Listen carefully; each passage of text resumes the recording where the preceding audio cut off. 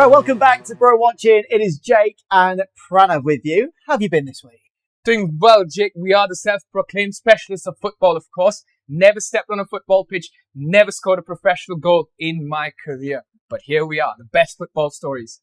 Career? What career is that exactly? Well, I've supported Man United, so I'm supposed to be a passionate, loving fan and never say die attitude. That's what football's taught me. Right.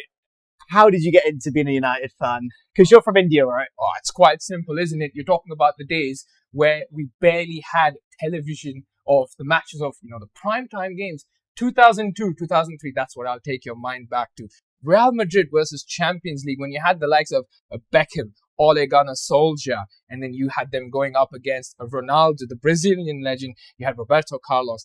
That game in Old Trafford, the Champions League semi-finals, the second leg, it changed everything for me. Yeah, for sure. But I mean, I still don't understand. You're from India. Correct. Why United? Why not any other of the other great Premier League teams? Well, it's quite simple. As a kid, you always watch it for, the cheers, the roars. And when you're at Stretford End, and believe me, I visited the stadium. 2014 was the year when I went there, and it literally gives you the chills and the goosebumps. So I pretty much decided early on that, hey, United's going to be my club. Football wasn't as big in India back then. It was still cricket that was dominating the sport. Yeah. You had no local heroes to look up to. But then I had an Everton boy of yours, Wayne Rooney, who had just then moved to Manchester United. And I said, you know what? Hey, 20 years down the line, I might meet Jake Gray and also tell him I've had a chance to meet Wayne Rooney. Right. I'm very annoyed about that. We've had a lot of players in common. Yeah, I'm an Everton fan, unfortunately. I say unfortunately because we've never been great. I haven't ever chosen to be an Everton fan. But, in England, you get, by your dad, your grandparents, you'll get pushed down one way. And here we are. But yeah, you like you said, the likes of Wayne Rooney, Tim Howard as well. He was with you for a bit. He was one of our best goalkeepers we've ever had. So many United Everton crossover players, haven't we? Yeah, I agree with you. And how many scuffles haven't we had as a game? I mean, you guys think Merseyside derby is the biggest, isn't it? But I think Liverpool see us as a more, a team to beat. 18 league titles for Liverpool, 19, as a matter of fact, 20 for Manchester United. Jake, how many have Everton got? Right, okay, very funny, very funny. I'll tell you what we have got is we are the only team who have never left the top flight of English football.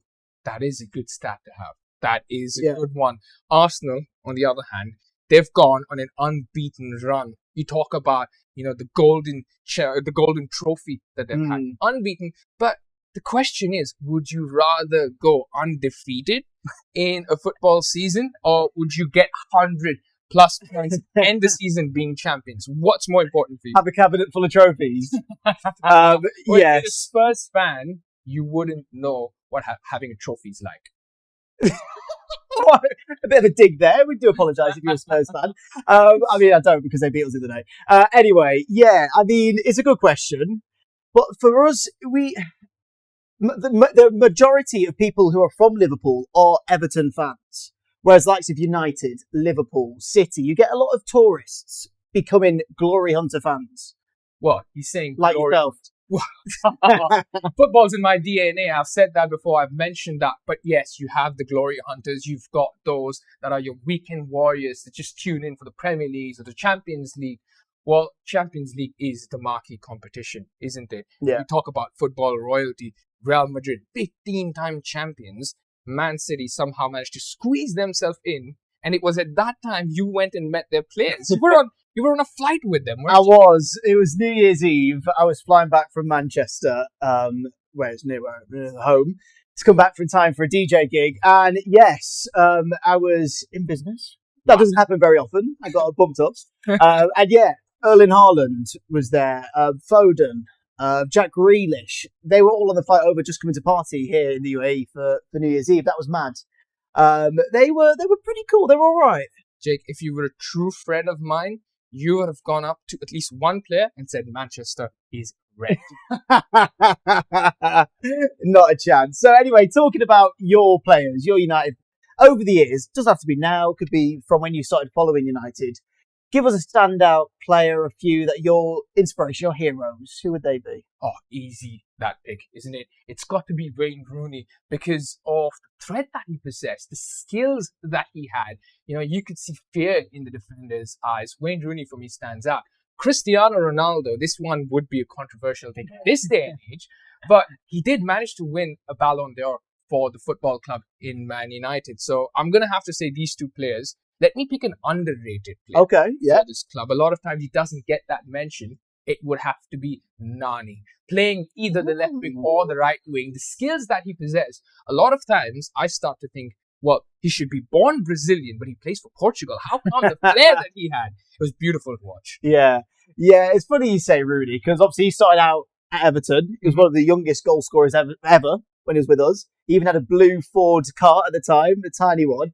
And yeah, those were the days. And then he left you. But his children still wear Everton pajamas. So that says it all, mate. That's loyalty to a club. And I think a lot of people do tend to get loyal to a football club at a very young age. I mean, talking about local clubs, for example, I've got a team now to support in India. So if you ever come down to Bangalore, the south of India, I can introduce you to that club. Maybe go for a couple of games, because that's the culture, isn't it? Spending time with your friends and families. That's why you have the weekend games. I've known people who've taken days off work just to catch, some of the visiting teams, whether it's the Club World Cup in Abu Dhabi, whether it's the Real Madrid that comes in, whether even if it's an Egyptian club.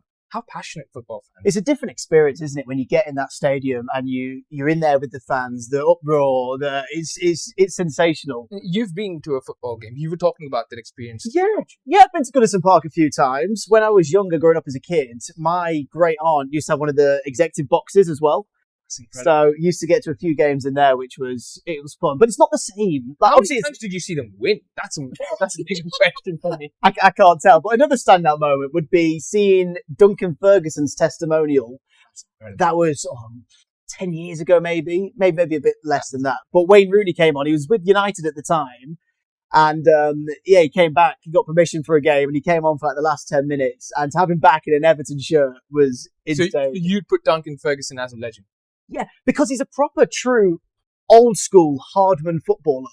When the burglars came in and broke into his house once, he beat them up. He went to prison for a bit. But this is what I mean. Back then, it was a whole different way of playing. Nowadays, someone touches you and you fall down on the floor, you roll around as if you've been shot. It's mental. Well, you talked about personalities over there of footballers. Yeah. Do you think social media has changed that a bit? The way players are perceived. If you were to be honest, if you were to react a certain way, whether if you were to say something, certain words that you overused, or maybe even showing aggression, or we talk about football's gone soft. I mean, what's contributed to that? I'd say a bit of social media. Probably, because I don't think the passion is the same. It's all the millionaires now. The millionaires running around making money. It's not back in the day when you grow up, you're playing at school, you put your jumpers down to make goalposts. You're just playing for fun, and that's what it's about. Yeah, it was the rock bars in Dubai. I mean, you just go to a concrete pitch and it was just the rocks, and all of a sudden, it's just team bonding. Yeah. Anyway, I mean, we could go into this for ages and ages, but this is what it's all about. We love football. We're going to bring you everything up to date with what's going on in the football world.